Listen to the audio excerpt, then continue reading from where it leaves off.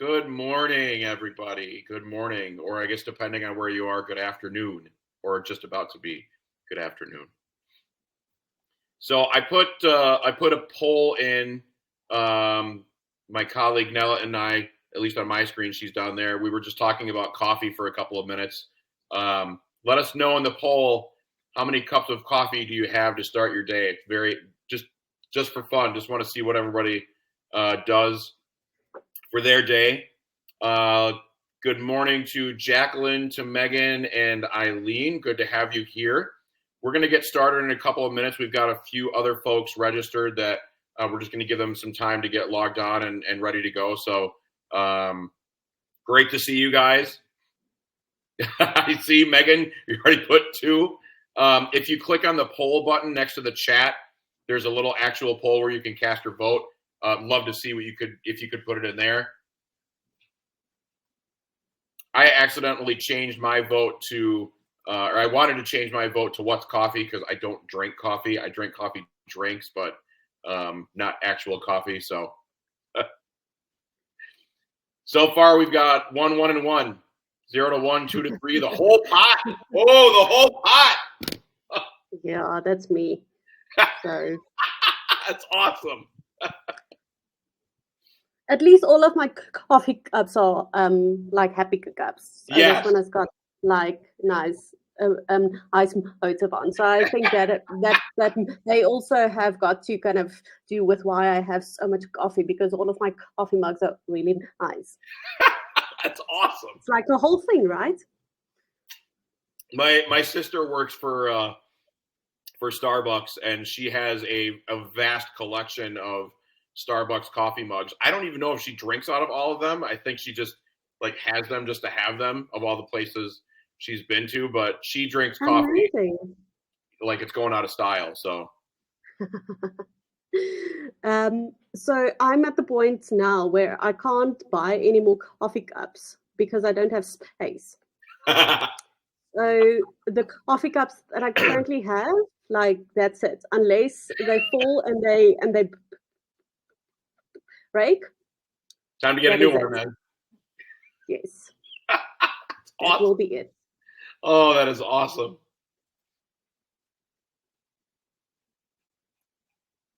All right. We still got a couple more minutes. I'm going to wait a couple more minutes. We've got another, let's just see. We've got another 18 or so, 17 people. Oh, looks like somebody just jumped on. I think that's Camille or Camille. I hope I'm saying it right. Good morning. We've got a 17 more people registered, so I'm just going to chill out and wait for everybody for a couple more minutes, and then we'll get started. We should be done by the bottom of the hour, but we'll definitely have time for questions and answers afterwards. For anybody who's just jumped on, there's a poll if on the bottom below where all the registered folks are, where it says chat and questions.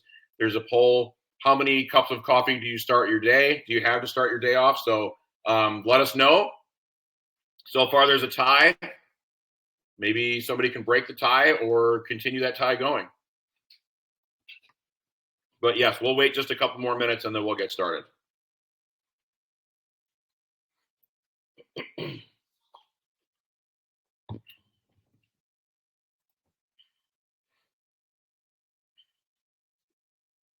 Unfortunately, I can't change my vote. I know I had mentioned this already.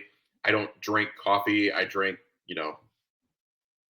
mochas and lattes and that sort of thing. But in terms of like coffee, I don't drink coffee. So, yeah, I don't need the caffeine either.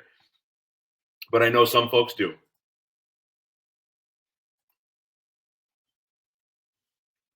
The four of you that are here, Jacqueline, Camille, and again, I'm sorry if it's Camille or Camille, Megan and Eileen, if you guys just wouldn't mind dropping in the chat where you're from. I can kind of tell from your emails, but just like a city and state would be great, just so I know where you guys are from. That'd be awesome. And I hope you guys are all having a good day, and it's at least somewhat warm where you are. Audubon, Michigan, very nice.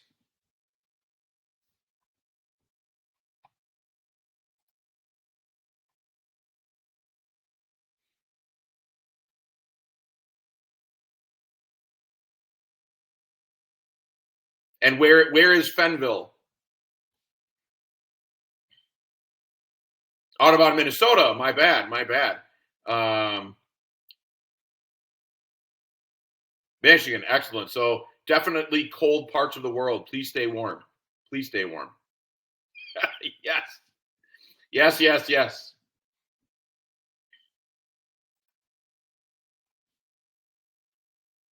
All right, I think we're going to wait one more minute and then we'll get started.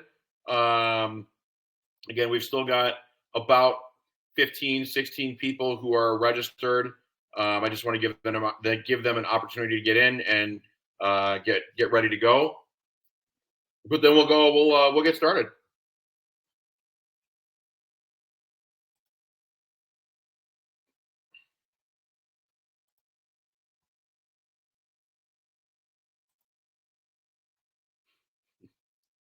I'm also sorry it's cold.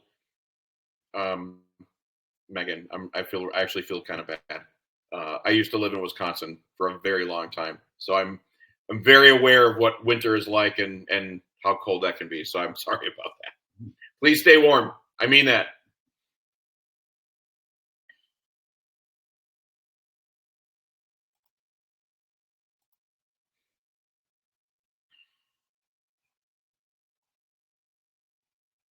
All right. I think we're going to get started. For those of you that are here, thank you so much for being here. It's great to see you. Great to have you here. Again, we should be done by about the bottom of the hour. We'll definitely have some time for questions and answers as well. So just a couple of quick housekeeping things I want to talk about real quick. This is being recorded for anybody who either wants a copy of it later. I think you're going to automatically get it. And then, of course, for those who weren't able to make it, we're going to send this out to them. But just so you're aware, this is being recorded.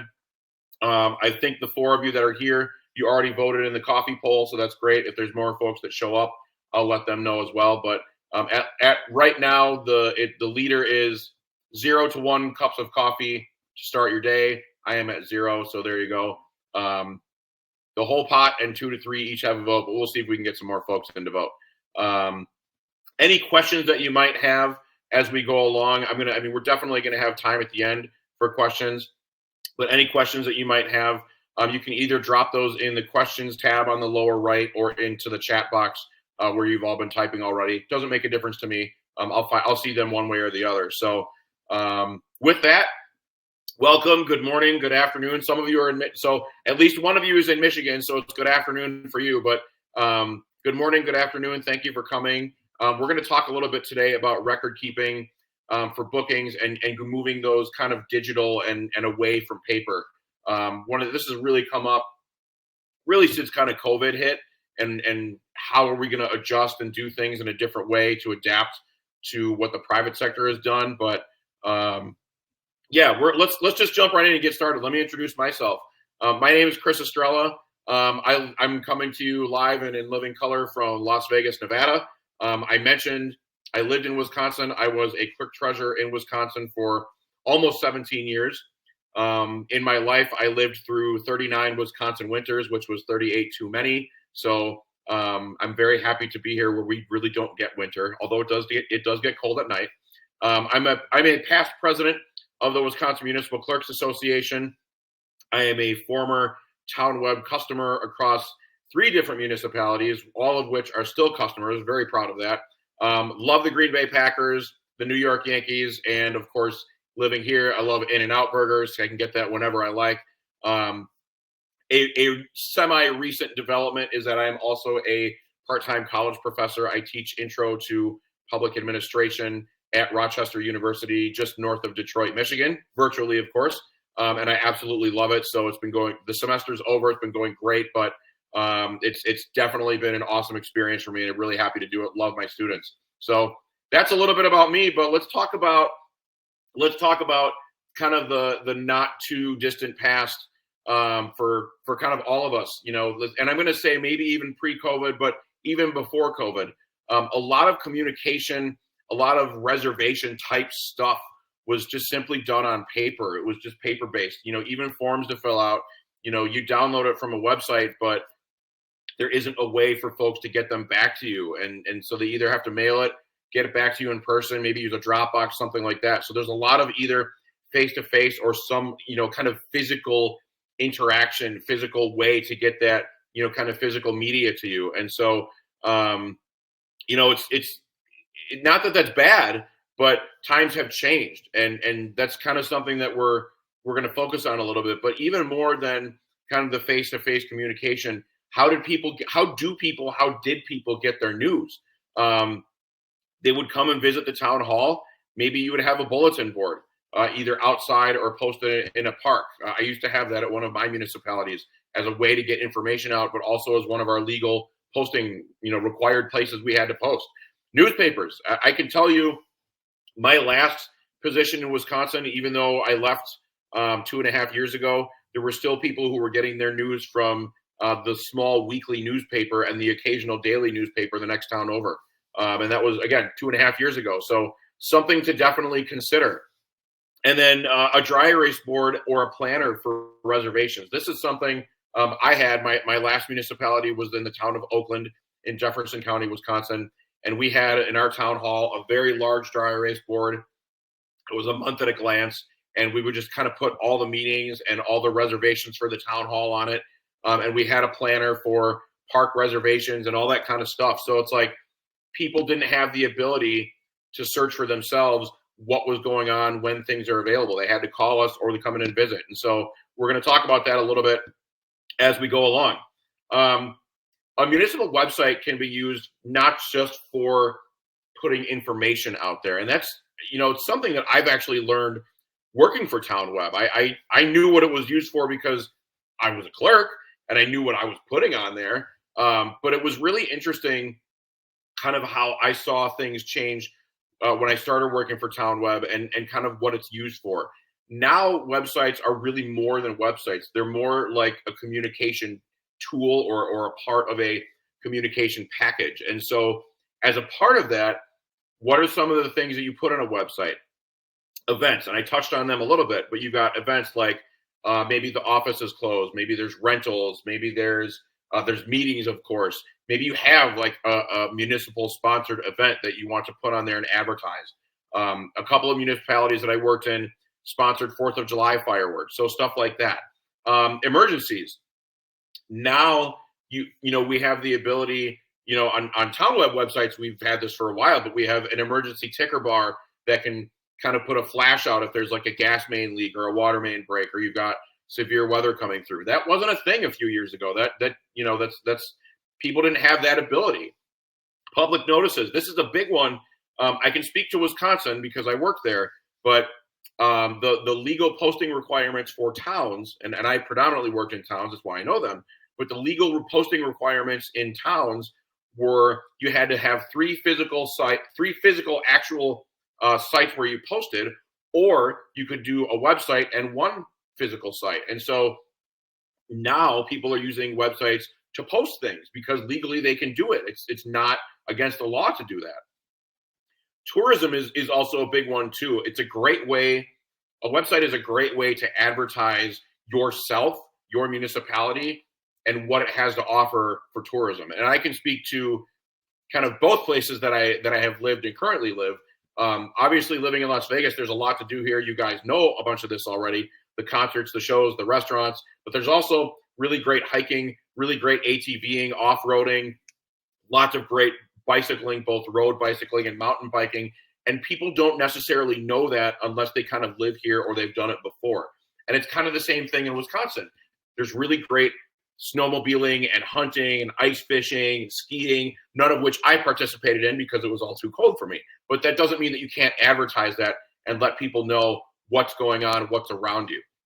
That also kind of ties in with economic development. If you can bring in more companies, if you're, not that communities aren't business friendly, but if you're more of a business friendly environment, maybe you have a business park that just opened up and you want to fill it. This is a great way and a great spot to advertise it and kind of send that out to everybody. But the biggest thing of all, and I mentioned this already, is communication. A website is so much more now than just throwing a bunch of stuff up on there and having people help themselves to forms and permits and that sort of thing. It really has evolved into a communication tool or piece of the package to really advertise your municipality to everybody. So what else? We've touched on some of this already. Town hall reservations. The only way for people to rent my town hall in the town of Oakland when I was there was to call, come down and fill out a paper packet, or I would mail it to them and they'd have to mail it back, get it to me somehow like that. Now you can put all that stuff, all that information, even pay for it online.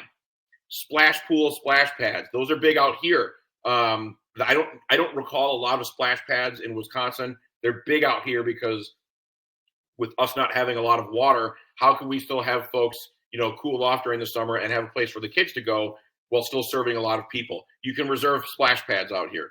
Pavilion bookings at parks. If you're renting a park, when I graduated from UW Oshkosh with my master's degree in 2021, my wife had to go through and set up a whole reservation process through the city of Oshkosh. It wasn't completely online. It was a little bit clunky, but it's now you can do that sort of thing on a website and really streamline the process. Same with the shelter.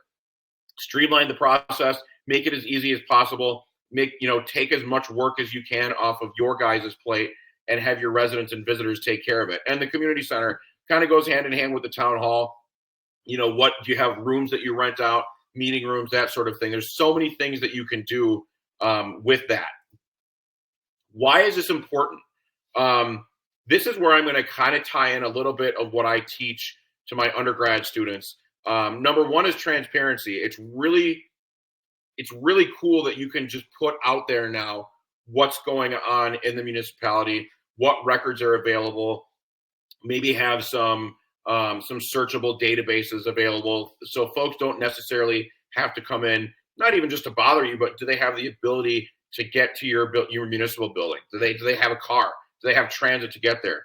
Can you do things online to better serve them? That will really increase transparency, but also the level of service that you provide.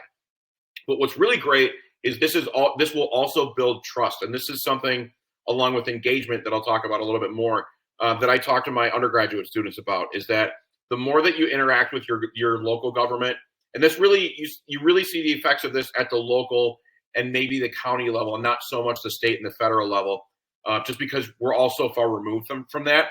But like, if you don't live in your municipality, you probably know who your clerk is, or who your town board is, or who your elected officials are, where you live locally. Maybe you voted for them, maybe you didn't, doesn't matter, but you could probably know who they are. And by interacting and knowing those people, that will build trust among the folks who live there and the local government, the elected officials, the staff, all of that. And that's a big thing just with everything that's been going on with elections over the past 4, 5, 6 years. I've experienced it personally. And so however we can build that trust, even if it's just filling out a form online or a reservation or something like that, that will build trust between your municipality and the people that you serve.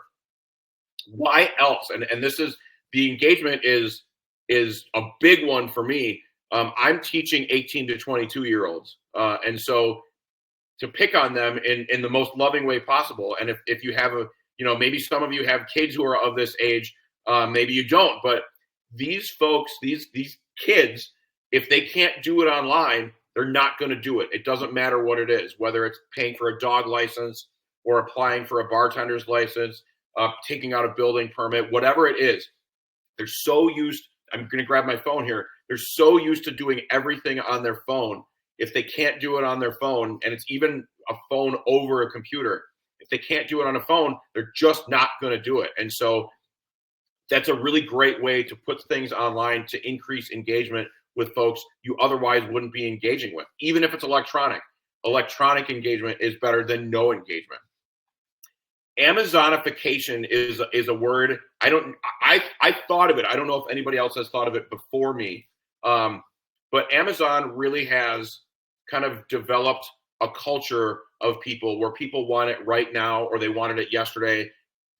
Prime, you can pay for Prime and you can get stuff delivered the next day. If you live in a big city like me, there are instances where you can get things same day, like in a few hours, if it's already at the warehouse down the street from me. It truly is amazing. But that has kind of bled into society now, and governments have to keep up with that as best as they can. How can we get information out, allow people to kind of help themselves and do work on their own time when it's convenient for them.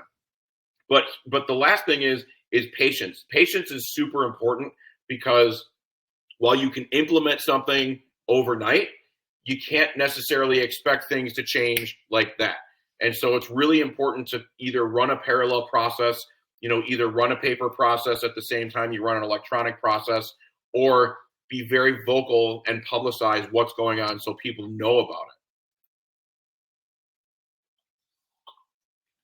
it. Are there any Harry Potter fans out there? If so, you know who this guy is. I did not read the books. I've seen the movies. My wife has read all the books and she loves it. This is Hagrid. The role of you guys is a records custodian, and it's making sure everybody has the access that they need to the records, to reservations, to doing everything that they need to conduct business with you guys. The keeper of the keys. That's what Hagrid is. He's the keeper of the keys. He's the guardian. That's his job.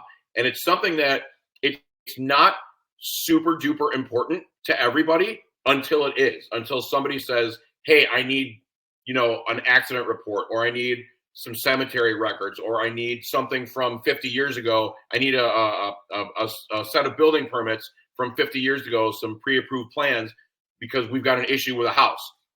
Until this becomes important, people kind of just take the records portion and reservations and that sort of thing. They kind of take it for granted until all of a sudden something happens and you need to oh my God, we need to look things up. Where can we find them? So I'm going to talk about this a little bit. This is a hand-drawn example of why records are important. My first municipal job was as deputy clerk treasurer administrator for the town of Blooming Grove, just on the other side of Madison in Wisconsin. And so one of my responsibilities when our fire department responded to a call that was outside of Blooming Grove, we would bill the parties. And really it was when it was on the interstate or a state highway. And so, but why is the accident report, why is the record important? And so, there's an accident report that's generated. And so who is this important to? Well, number one, the accident report is vehicle owners need to know this. Like, their insurance companies are going to want it. They're going to want a copy of it. They need to know what happened, who's at fault, the whole deal. The Blooming Grove Fire Department needed a summary of the accident reports because we actually budgeted for all this stuff, for the report that I generated, but also for the bills that I sent out. So we had a specific line item that we counted on every year for income, and we made probably, if I can remember, between like $6,000 and $8,000 of revenue just billing calls out like that. So that was super important for our budget line item, but also a summary of our call volume for the year. The board always wanted to know what types of calls that the fire department was responding to, how many, that sort of thing. It also aided for staffing. So if we kind of saw that we needed extra staff in the winter when the roads were slick, when it was snowing versus the summer, that would help us plan as well. Insurance companies for sure want the accident reports. They need to assign blame. They have to, if you've been in a car accident, the insurance companies are always looking for ways to not have to pay. And that's just a fact. That's not me slamming the insurance companies. They want to figure out who is at fault. If it's a different party and they don't have to pay, they do that. But the way they do that is through these accident reports. Local media also really was important to them because they would typically print these things. And I'm thinking like maybe not your daily newspaper, like, the Chicago Sun-Times, the Milwaukee Journal-Sentinel, the Detroit Free Press, maybe not something like that, but like your small kind of weekly newspapers. They would print the statistics for, what happened, like maybe a fire call, fire response to a house or anything like that.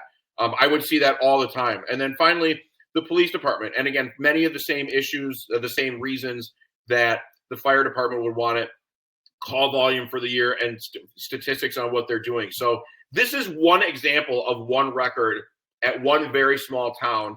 And you can look at just the 5 that I had experience with and why it's so important to keep them organized, to keep them easily accessible. Again, it's not important until it is important. And that's when it became important, when all these organizations and folks needed to get a hold of that. So what records are useful? I talked about the accident report and why that's important. Dog licenses, I'm going to pick on myself here. We issued dog licenses in Wisconsin. I would always give a physical copy to the dog owner and then keep a copy of it in a folder just in case something were to happen. When I issued 400 dog licenses, they were in numerical order, not alphabetical order. And so if somebody were to call me and be like, I lost my dog license, can you send me the copy? I didn't know where they were because they didn't know what number of dog license they were. So I would have to go through the entire folder to see where they are. Putting that stuff in an electronic manner will really help you stay more organized, but also just increase your efficiency and the service that you give to your residents. Voting statistics. Everybody knows next year is the big election in November, and the media is going to be talking about voting statistics from 2020 and 2016 and comparing those and blah blah blah blah blah. So it's really, I really feel from the clerk perspective, maybe not necessarily, we didn't necessarily care about the voting statistics. I would always give a report just about our local municipality and what the turnout was and how many voters and registrations, that sort of thing. But the media is really going to be wanting voting statistics all of 2024 in preparation for all the elections that are happening. The budget, this is a record, and this is your policy document really for the whole year. People want to know, what are you going to be spending your money on? What is important to you? What kind of policies and procedures are you doing? And that, how you demonstrate that. Again, this is something that I teach my undergraduate students is what you spend your money on is what policies and procedures are important to you. And so a way to, the budget clearly demonstrates that. People want to see what their tax money is getting spent on. That's how you go, and that's what you show them. Cemetery records are really useful if you know anybody either in your family or if you have friends that does genealogy searches. If you could put cemetery records online, I actually have, my wife has an aunt who is really into genealogy, and she has said to me before, even years ago, if any of this stuff can be put online, it just makes her job a whole lot easier as opposed to having to come in, sort through physical books and all that sort of thing, and just kind of go from there. Business licenses can be important to economic development. How many businesses do you have? Do you have enough? Do you need more? Maybe do you have enough to open up a business park? Good, really great question. But the number of licenses that you issue can really help that. Boat launch permits. I also had a boat launch in Oakland, and we really geared how much we were going to spend or not spend based on the number of permits that we got and how much money we made off of that. Another great kind of idea you could garner from this is if you have a big enough lake, is it time for another boat launch? Is the boat launch backed up? Do you have so many boat launch permits issued for one actual launch? Do you need to install maybe a second dock or an actual launch? Great way to figure that out. Tax bills, of course, this ties in right with the budget. Legal descriptions are on there. The house that I'm sitting in right now, our tax bill is different than our tax bill in Wisconsin, but still has much of that same information, but super useful record. Assessors really ties in with tax bills as well. How much is your house or your property worth? Putting that stuff online. Again, people need to know that for real estate transactions. Real estate agents would love if all of this stuff is online, and a lot of it is, but not necessarily for everybody, especially assessor files. Not all assessors put that stuff online. It would be really helpful if they could. And then finally, I don't know if everybody on here would agree that municipal emails are useful, but they are records, and they are they have to be made available if people ask. And so instead of, and I don't know of anybody who prints them out and saves them, but it comes down to how can we access them quickly for folks who need to see them or want to see them. Something just to keep in mind. So who cares about this stuff? And I talked about some of this, but I mean, it's really, I mean, the one that I'll focus on here really is the budget. Everybody cares about the budget. You see, and I'm thinking bigger cities like, and I'll pick on Madison because I used to live there, but when Madison passes its budget, the media picks up on that. People want to know how much their tax bills are going to go up. Local school districts are also funded through the tax levy. So it's just, everybody wants to know this stuff, and it really is a great way to kind of guide you what's more important versus what's not, or what kind of takes priority when you want to digitize this stuff.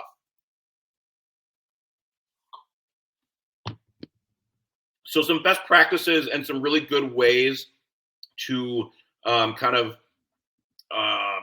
incorporate digitizing stuff and why it's important. This is going to save you time, a lot of time. And part of the way it's going to save time is streamlining the process. But also, it's not that I'm trying to choose my words carefully, just trying to choose them. It really will allow folks to help themselves to stuff. The more stuff that you can put online, and even if it's just a license or a permit or a reservation, that will free you up to do more stuff. I'm getting a little bit ahead of myself, and that's okay because it's all here. But streamlining that process, making it as simple as possible, that provides an efficient workflow for you, but also for the folks that are doing this. There's no need to deal with handwriting and handwriting. And yes, that's two different, that's not a typo. Not everybody's handwriting is legible. It's just a fact. Also, I believe, and I will pick on myself, people tend to type faster than they write. And so in the effort to be more efficient, you can type something, but also you don't have to handwrite something. So there's two benefits. It's faster because you can type it, but you can also read what people are typing in. So that's super important to keep in mind. Even though I'm very proud of my handwriting, I write very slow, but it's legible. But I can type 900 miles an hour, and it's a typed document. You can read it. We talked about this a little bit, but informed residents equals more trust in the community, and that's really important. More trust between residents and visitors and the local government, and that's something, again, in recent years with everything that's been going on, elections across the country, whatever we can do as clerks, as treasurers, as administrators, staff, to build up that trust and make sure that people are interacting with us in a positive way, we really should be doing that. And that will really help create a safe and happy environment for everybody.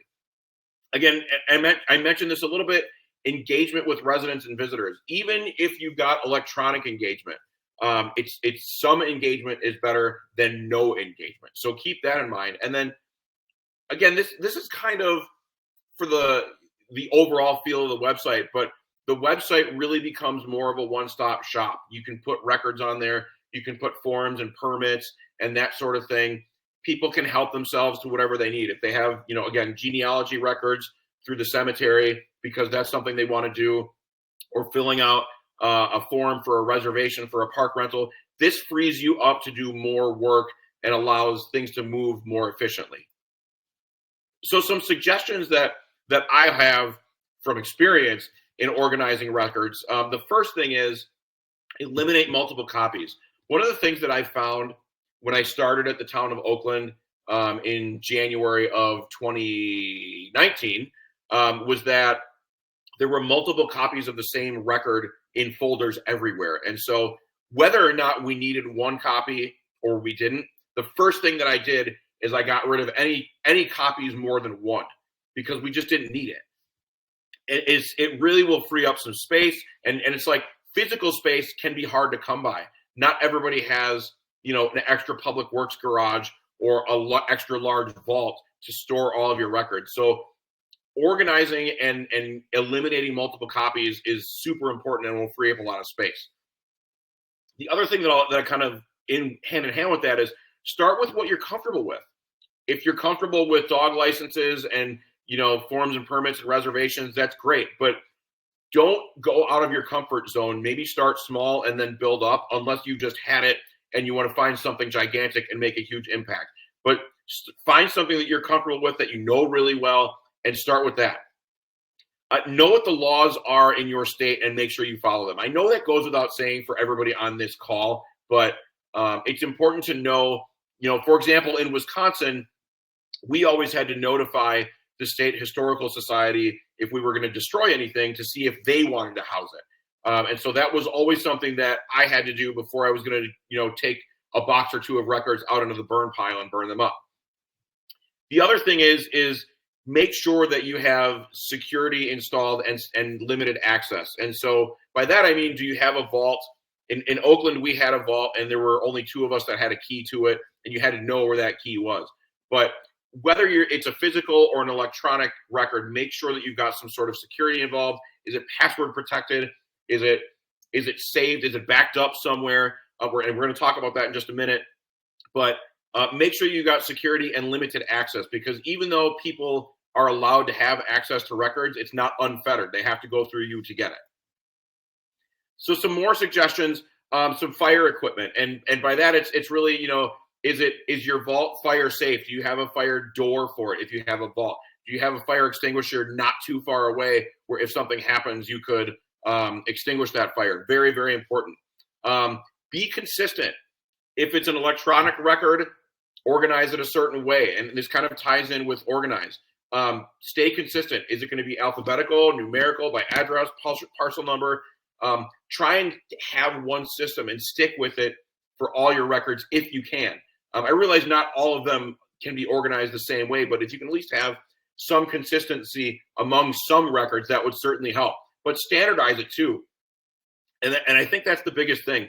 Finding a standard, keeping it, but then also setting up anybody who's going to follow you after your job for success, so that maybe they don't have to try and think like you. So again, for example, when I started in Oakland, my predecessor, and I'm not talking poorly about her, but she had a very different way of organizing things that I just did not understand. And so I had to adapt to that for a while until I said, enough, I'm going to make this as easy as possible so I can set up the people who are following me to understand where things are, where they can find them.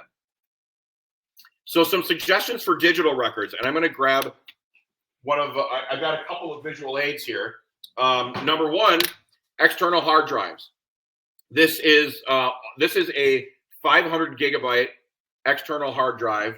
It cost me $50 online, and I have every song in my collection on here, really to save space on my MacBook, but I can put a ton of information on here. I think I've got like 4,000 songs on here, and I've got room for like 50,000 more. So not expensive, not very hard to do. It's really just drag and drop, very easy. A second one, a flash drive, USB flash drive. This one is, I don't think it says, I think it's a 16 or a 32 gigabyte one. So again, around a tenth of the size of this. This was like $10. It's just something as simple like that. If you're looking for like an offsite backup, something like that, a physical, something to have that's physical, that's not cloud-based, that'd be a great way to do it. Dropbox is free. I think they go up to, and it's been a while since I used it, but I think they go up to a certain level that you have, and then you have to pay extra. But I used it for a long time. It was great. Google Drive is what I use now. And this is typically it's unlimited storage, but if you're going to use this for municipal stuff, definitely have that email, have an official email link to it. Don't use your personal email just to keep the records requests separate from that. A municipal website with a meeting repository is great. And just kind of as a newsflash, this is something that TownWeb does. Any meetings or agendas that you upload to our websites, they're stored there forever. So if you don't have one of those and you're looking for a spot to free up a bunch of space storing agendas and minutes, that's a place that you can do it. And then online bookings and licenses are definitely going to free up space because you're not using paper anymore. And TownWeb also offers solutions for this too. It's really awesome that you can put a rental packet completely online, have folks fill it out, and then submit it. And then you can track it and you can see all of them for a year just on a screen. It truly is amazing. And it really will, again, free you up, and it's more efficient for everybody. So just a couple of things that I want you to take away from this, because we are almost done.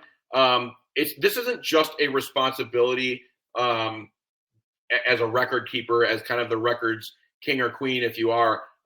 It's always looking at ways to improve and make the experience better for everybody, whether it's your board members, your residents, visitors, your staff, anything like that. So bring what you know to the table, but also upskill yourself. Learn what else is out there. Make improvements where you can, and just be open-minded about what things are out there. It actually took me a while, I'll be really honest, to back up all of my songs on an external hard drive because I was like, I've got plenty of space on my computer, but if my computer crashes, then I lose all my songs and I have to re-download them. And I didn't want to do that. So it took me a while to get there, but now that I'm there, it's like everything's right here if I ever need it. So That's really the end. I like to talk, and so I apologize. We went a little bit past the bottom of the hour, but we definitely have time for questions, or if you have a riddle, by all means, share that. But throw it in the question box in the chat, and I'll monitor that for a few minutes before we jump off. But thank you for coming. Thank you for being here. It was a rough week for us as Packer fans in our house. It was an ugly game on Monday night, but hoping to wash that away with a nice win on Sunday. But go Pack Go. I'm definitely going to be around for a while. Open for questions, comments, anything that you guys have. I see that we also have a new poll in our poll section that did you know that official.gov emails are available for free? Go ahead and respond to that when you get a chance. That'd be awesome.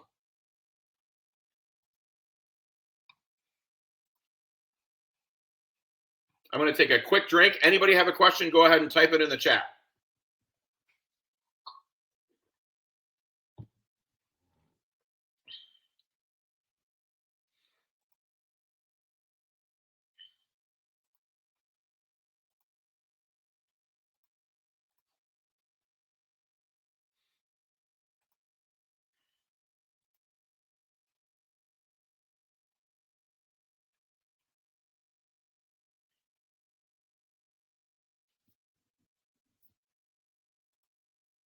We definitely have some time for questions and answers. So if you've got something on your mind, or even if you want to share ideas of things that you do, that would be great too.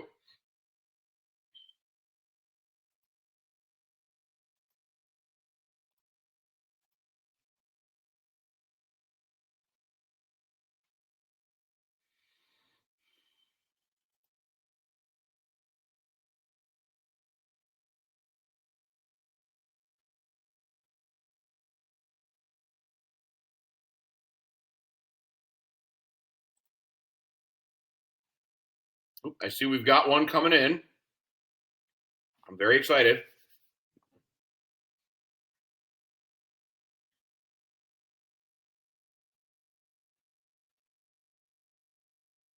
No pressure, Eileen.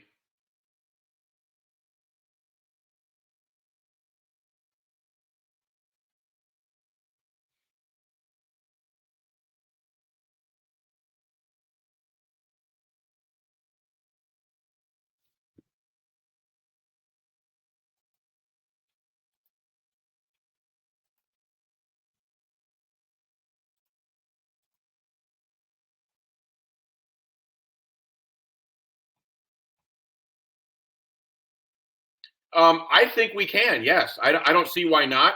I don't believe we're going to be doing anything else the rest of this year, but next year in 2024, yes, absolutely, Eileen. That's a great question. And again, this is a recorded webinar, so if you'd like a copy of it, I think you're going to get one as an attendee, but also anybody who wasn't able to come. So if you'd like to share this with your staff, we can absolutely do that.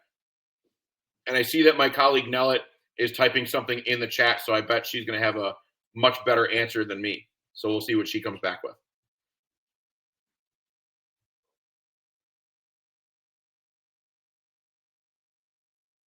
Yes, good. I know what I'm talking about. Everyone will receive a recording. And Eileen, if you have any questions, or if your staff has any questions, by all means, feel free to share my email. Email is best to get a hold of me, but share my email. We can talk about stuff. Absolutely not a problem. If we want to have a quick phone call, that's fine too. Whatever works for you works for me.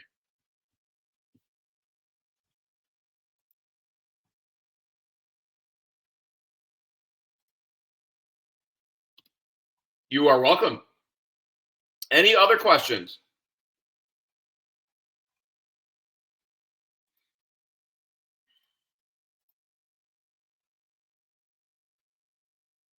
I see we've got a few more votes in the coffee poll. It looks like 0 to 1 cups is the winner. And let's see what else. We've got something else in the okay. Smiley face from Nellet. We love it. And any other questions?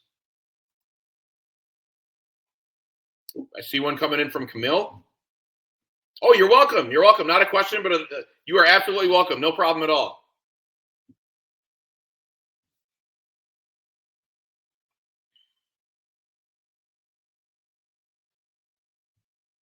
if any of you are Packer fans, let's hope for a win on Sunday. And I know we've got some folks from Michigan. Let's hope the Lions lose. Although I can't say that. I don't hate the Lions. I'm not a fan of the Vikings, but the Lions have been so bad for so long. It's actually really nice to see them doing well. So that's good. I will. Don't you worry. I will. This is not the Packers' year. Maybe next year, maybe the year after, but this is not the Packers' year this year.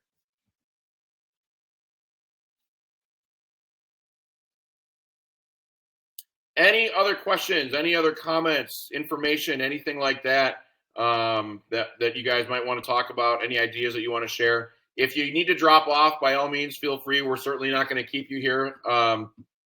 But before anybody drops off, I just want to say thank you for attending. Thank you for being here. Apologies that I went a couple minutes over, but it's really great. I think this is a really important topic to talk about. And again, I think it's one of those things. It's not important until it is. And so any ways that we can all be prepared for stuff that might come up, digitizing records, any way that we can work more efficiently, stuff like that. I teach it in school. I teach it at the collegiate level, and anything that I can share with my colleagues, I love doing that too. The last thing that I'll kind of mention before everybody drops off is that we also do a monthly webinar of different topics. And if you're not tired of listening to my voice, it's typically I'm the host. But we're going to be doing those all next year, and I have a feeling this one might come back and do it again. Maybe not right away, but I think we'll probably do it again. So if you have others that want to come and interact, that'd be great. But yeah, we keep an eye out for it. If you guys have suggestions for topics, please share them. We can always use other topics, other ideas. We may ask you to participate if you're interested. That'd be great. But yeah, thank you so much, everybody, for coming. It was really great to meet all of you. I hope you are all at least staying warm. I know winter's coming. I'm really sorry about that. And I really am genuinely, I feel terrible, but that's why I moved. So, but stay warm.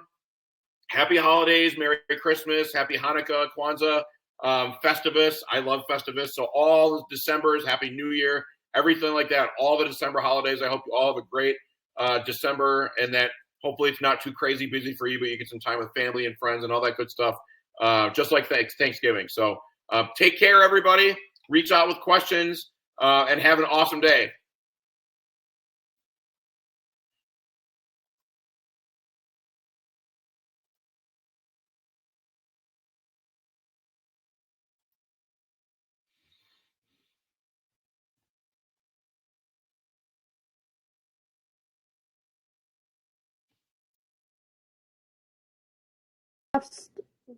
I've stopped the recording. It's okay.